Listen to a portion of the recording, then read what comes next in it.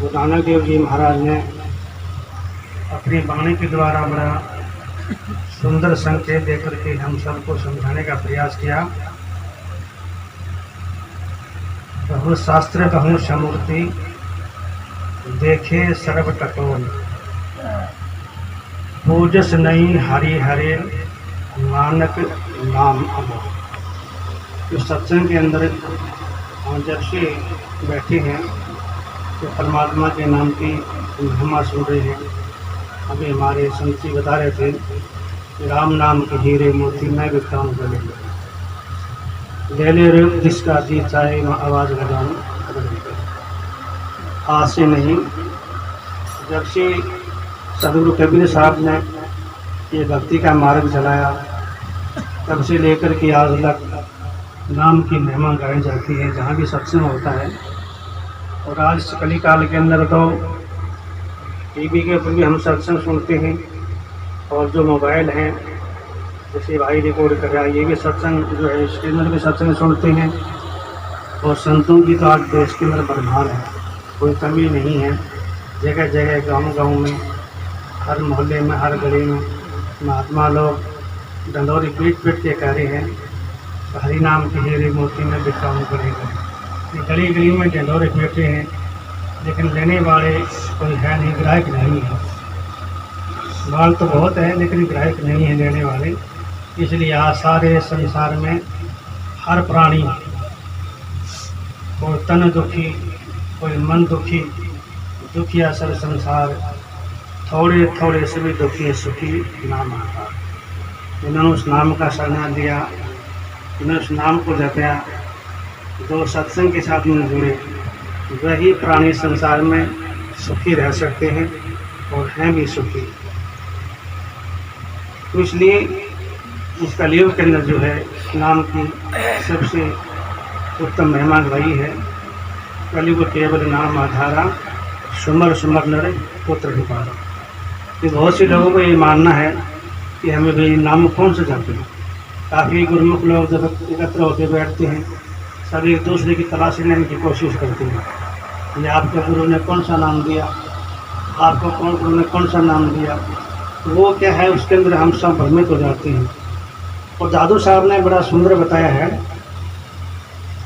पार ब्रह्म परमेश्वर के कीर्ति नाम अनंत, चित आवे सुगे थी ये जब है साधु समय। जिसके जो फिट बैठ जाए बात, कोई भी बात, परमात्मा की कोई भी बात ले लो, कहीं से भी ले लो, एक शब्द कहीं से भी पकड़ लो आप, उसी से ही बेड़ा पार है। और तर्क वितरक किंतु परंतु, लेकिन अगर मगर ये करते रहेंगे तो हम एक कदम नहीं चल पाएंगे। जहाँ बैठे हैं उन्हें कुछ ना कुछ पीछे हट जाएंगे। कई बार गाड़ी जो है ना गार में धस जाती है और जितना आगे जोर मारते हैं उतनी चंद धसती जाती है। तो हमारे भी यही हाल है। तो इसलिए जो भी ध्यान में आ जाए, जो गुरु की जो वाणी है, क्यों गुरु की जो वाणी है, गुरु जो हमें दीक्षा देते हैं उनकी जो वाणी है वो सचखंड से आती है। और जो उन्होंने हमें बता दिया उसके ऊपर किसी प्रकार की कोई भी मील मेघ ना करके और उसके ऊपर जो है बिल्कुल जुट जाना चाहिए। गुरु की जो वाणी है, गुरु ने जो भी शब्द बताया है उसी को सब कुछ मान लेना चाहिए। और उस पर हम कई भाई लोग ऐसे हैं कि एक एक भाई ने कई कई महात्माओं से नाम दीक्षा ले रखी है कि कौन से के पास में कौन सी चीज़ मिलेगी। तो वो जो है तलाशी लेते लेते खाली रह जाते हैं, उनसे पहले कुछ नहीं होता। इसलिए गुरु जो होता है, गुरु गुरु दो शब्द हो गए, गु और रू। गु का मतलब अंधकार और रू का मतलब प्रकाश।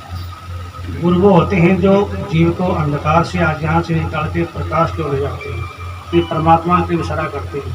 तो भले ही गुरु विषय कैसा भी हो, लेकिन जो जीव उनके शरण जाता है उनको अच्छी बात बताएगा। जो गुरु होगा वो एक ही बात बताएगा कि अपनी ये नाम दीक्षा तेरे को दे दी है, इसका जो है बड़ी तालीमता के साथ में सुमरण करना, जपना, इसको तेरे जीवन का कल्याण हो जाएगा।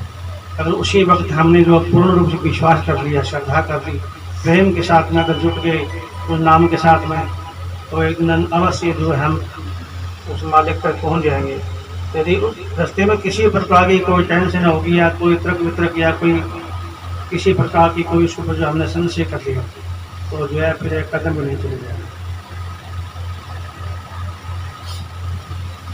पलटू गुण ना छोड़ दे जो चाहे आत्म सुख।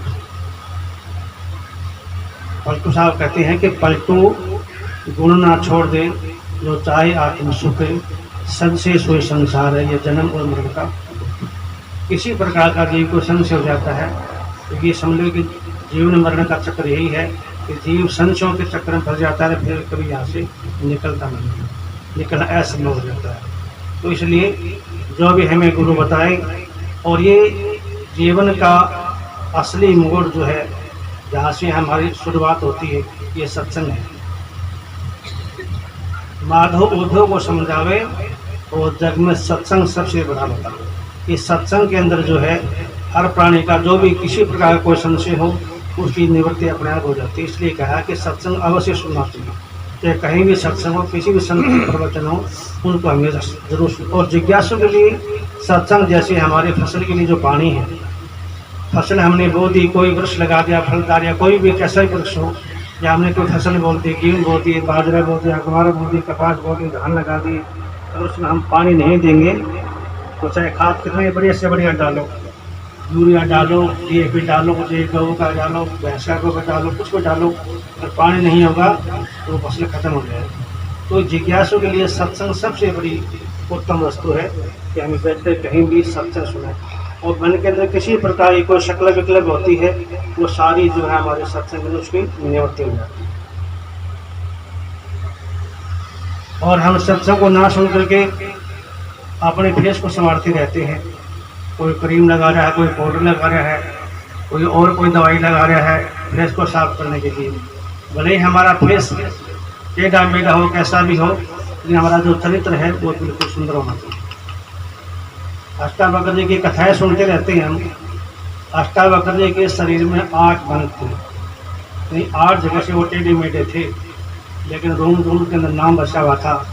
और त्रेता युग की बात है, त्रेता युग में अष्टावक्र जी हुए थे, और आज भी जो है उनकी वाणियों को सुन करके लोग जो है आनंद का अनुभव करते हैं। तो शरीर को नहीं देखना है हमें, तो ये देखना है शरीर के अंदर वस्तु क्या है, वो पावर है या नहीं है।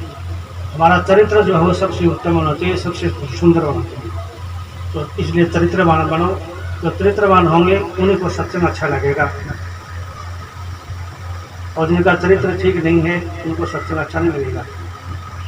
और उसको अच्छा लगता है जिसके अंदर भूख होती है, और जिसका पहले अंदर से कोथरा भरा होगा तो भोजन के अंदर 100 प्रकार की मीन में निकाला गया, इसमें मिर्च नहीं है, नमक नहीं है, मसाला सही नहीं है, सब्जी पकी नहीं है, कच्ची है, 100 प्रकार की मीन में निकाला। और अंदर भूख लगी होगी तो भोजन चाहे 3 दिन का वासी भी हो उसमें बड़ा आनंद आएगा। गोपी चंद की माता ने गोपी चंद से ये 3 बातें की थी, बेटा एक किले के अंदर रहना, और 36 प्रकार का भोजन खाना, और मखमल के गत्तों में सोना। उन्होंने कहा माता ये तो तीनों बातें मेरे पास नहीं है, तूने मेरे को घर से बेघर कर दिया, मखमल के गद्दे मेरे लिए कहाँ से आएंगे, और 36 प्रकार भोजन कहाँ से आएगा, मांगे तंगे टुकड़े खाऊंगा, कोई देगा नहीं देगा, कैसा गलेगा, बासी खा जैसे देगा लेगा वैसे ही खाना पड़ेगा। और किले से मेरे को बाहर कर दिया, अब जंगलों में जाकर के जीवन बसर करना पड़ेगा। उन्होंने कहा बेटा सबसे बड़ा किला कौन सा है कि गुरु का वचन। जो गुरु ने वचन कह दिया, जो भाई गुरु वचन में कट के फंद 84, जो जिसने गुरु के वचन में अमल कर लिया, जो गुरु के वचन में डाल दिया उसके फंद अपने आप ही कट जाते हैं। चाहे वो बदले भी ना करें, गुरुमुख होना चाहिए, गुरु के वचनों पर अमल करना चाहिए। गुरु के वचनों पर अमल करो रे तो सत्संग माने का कोई फायदा नहीं। और 36 प्रकार का भोजन, जब तेरे को अंदर से अति भूख लगे बहुत ज़्यादा, ऐसे नहीं जब हो जाए कि अब सहन नहीं होगा, अब कुछ ना कुछ अवश्य खाने के लिए मिले, ये कैसा भी भोजन हो बड़ा आनंद आएगा उसे। और परमात्मा के नाम के साथ तालीम साथ जुड़ जाना, कभी सोने की आराम की चेष्टा मत करना। और जब बिल्कुल शरीर से जब थक जाएगा ना, जब सहन नहीं होगी नींद, चाहे कैसा भी नीचे जमीन पर कंकर हो, पत्थर हो, कैसी भी जगह हो, वहाँ सोएगा तो बड़ा आनंद आएगा, बिल्कुल नींद आएगा। हमारे रात को देखो ऐसी मोटी मोटी करते हैं, और सोने के बाद में पता नहीं लगता किस टाइम से निकल गया, बजने की तो बात नहीं। तो इसलिए जो है हमारा चरित्र वो सही होना चाहिए, और गुरु के बच्चों में पूर्ण रूप से विश्वास होना चाहिए।